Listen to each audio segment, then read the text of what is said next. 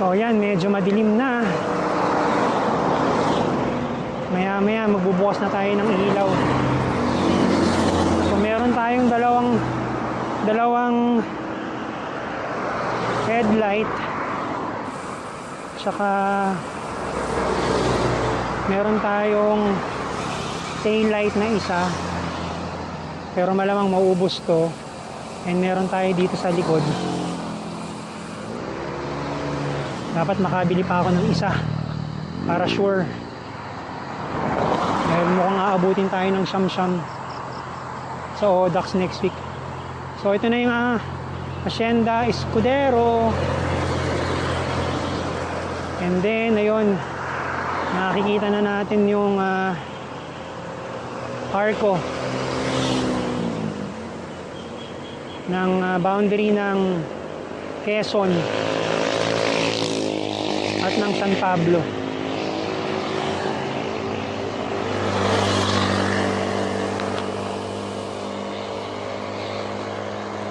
City of San Pablo. So ito na yung boundary ng Laguna at Quezon.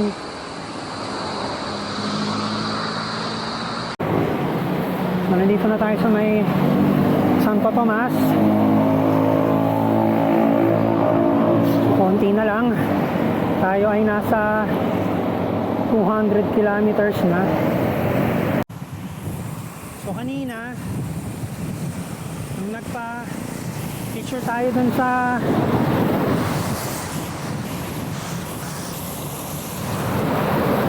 may Quezon boundary, sabi natin sana wag umulan. So pagkatapos na yung mag-picture doon, bigla naman ang umulan. So tanggal kaagad tayo ng Insta natin. So ang dilim dito sa Santo Tomas, walang ilaw. Dapat naglalagay sila ng ilaw dito. Oras ay 8:39 ng gabi. So wala, kahit alas 11 hindi tayo darating.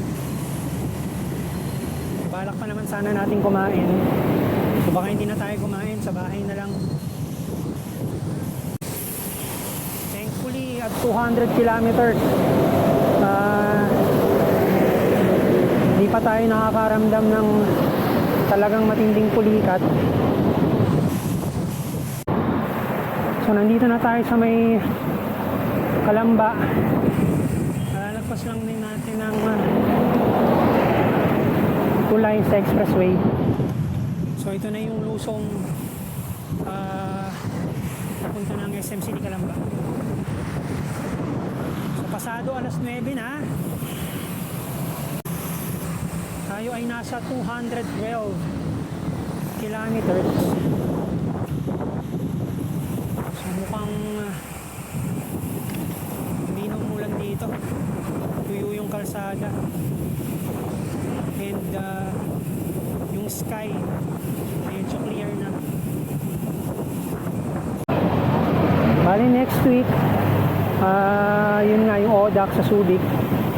So yung mga participants Friday pa lang nagpupunta na sila kasi merong pre-registration a day before. So normally ginagawa din siya dun sa Mango Valley, either dun sa Mango Valley 1 or dun sa may kabilang Mango Valley.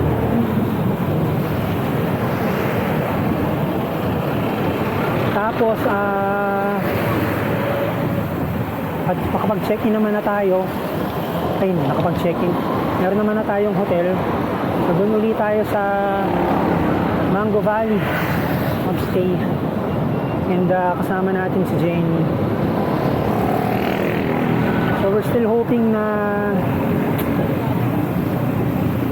gumanda yung condition ng mother-in-law ko para meron akong SAG Saturday. Mahirap kasi pag walang SAG is Kapag hindi mo na na-meet yung cut-off, so kailangan mo na talaga siyang tapusin kahit anong mangyari. And syempre of course, kapag nasiraan ka sa alanganing lugar, mas madilim, meron pwedeng mag-rescue sa atin. So yun yung kagandahan ng merong SAG compared sa wala. Yung 200 medyo okay lang na walang SAG kasi manageable naman, kaya naman natin siya. And ngayon is nakapag tubeless tire naman na tayo, so at least nabawasan tayo ng isang problema kapag nagkaroon tayo ng minor puncture. So Muntinlupa na ako. Ay, konti na lang.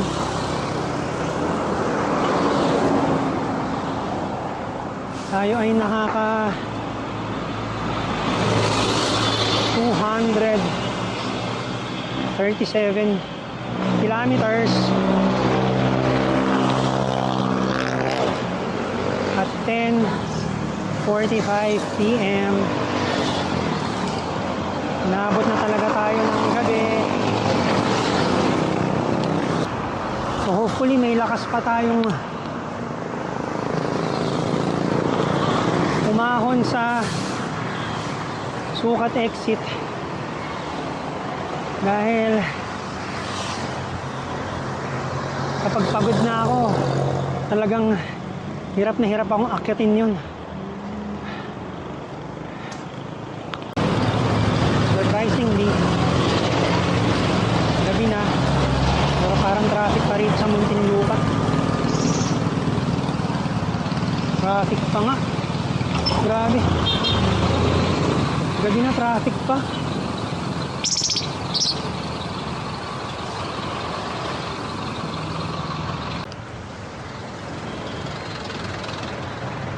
Talaga naman. Mag-11 o'clock na. Traffic pa rin. Sana dito lang.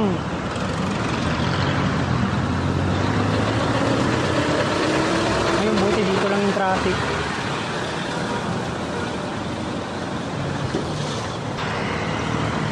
So approaching Alabang na tayo.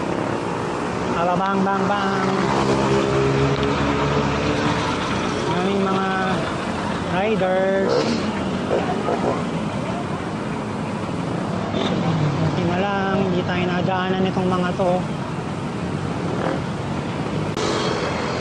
So ito ang Alabang interchange sa gabi. Syempre hindi na uubusan ng pasahero dito at mga sasakyan dahil 24 hours naman dito. Buti maliwanag.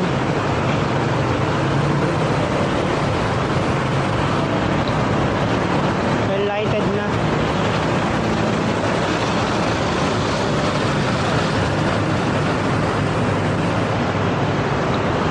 Dati kasi kulay dilaw yung ilaw dito. Hindi masyadong maliwanag. Ayan tayo mga motor ha. Naririnig ko na.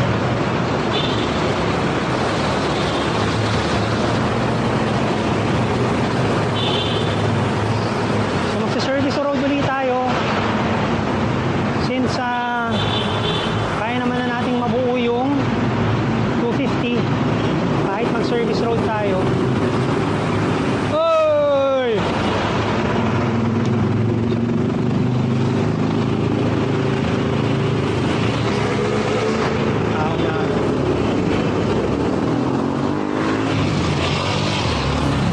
Mga jeep talaga. Mga ano hindi tumitingin sa kaliwat kanan. Basta makatakbo lang at maka-pick up ng mga pasahero.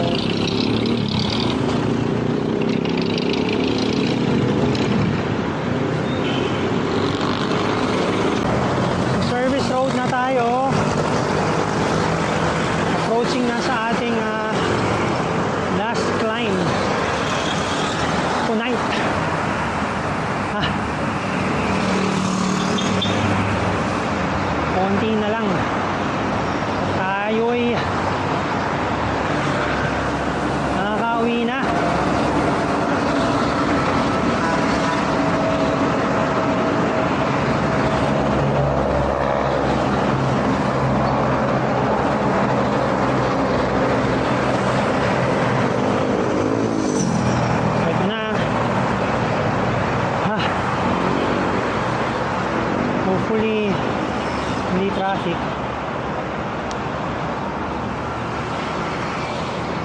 Pero mukhang may build up.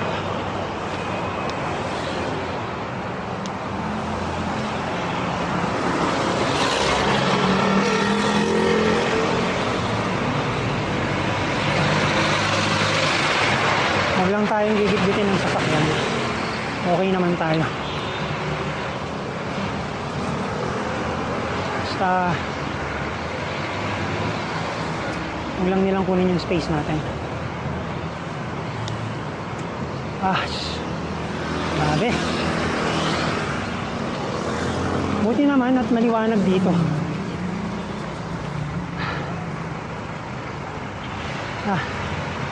Bakit ganon?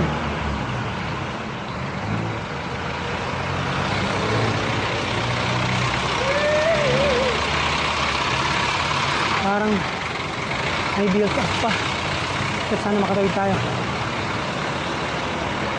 Okay lang guys. Init. Grabe. Oh, thank you Lord. Woo! Ang bihira.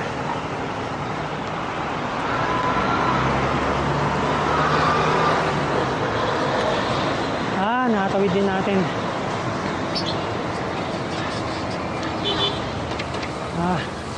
Konti na lang. Isang tawid na lang.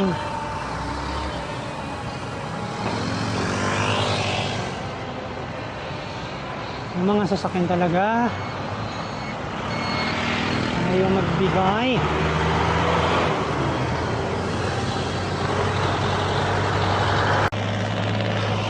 So grabe talaga kapag nag long ride ka ng over 200 kilometers. Mental talaga. Mental toughness.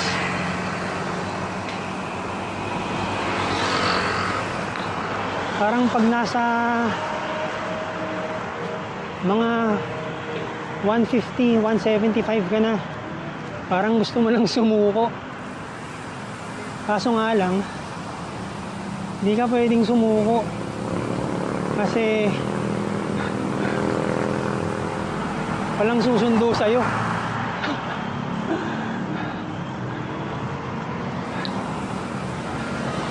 Talagang mapapalaban tayo next week sa 300. So talagang we're hoping na at pinapanalangin natin na yung weather is maulan. Okay na sa akin yung maulan. Huwag lang yung maaraw. Kasi at least today, kahit 250 tayo, which is currently nasa 246 tayo, 0.8. Hindi natin naramdaman yung pulikat na na-experience natin last week. Grabe. Eh, may dala pa tayong kinetic last week Ngayon nakalimutan natin yung kinetic natin. So iba talaga yung nagagawa ng iba talaga yung weather conditions. Malaking factor siya kapag magbabike ka ng long ride. And syempre kailangan mong samahan ng hydration. So kailangan inom ka ng inom.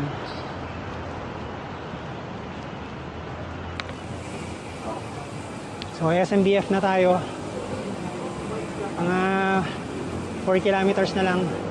Nasa bahay na tayo. Pero hihinto muna tayo sa Shell. Magla-last stop tayo para sa ating kakain lang tayo sandali. Last break. Kasi hindi naman tayo naka-dinner. And mukhang walang dinner sa bahay. Dahil umalis yung mga girls.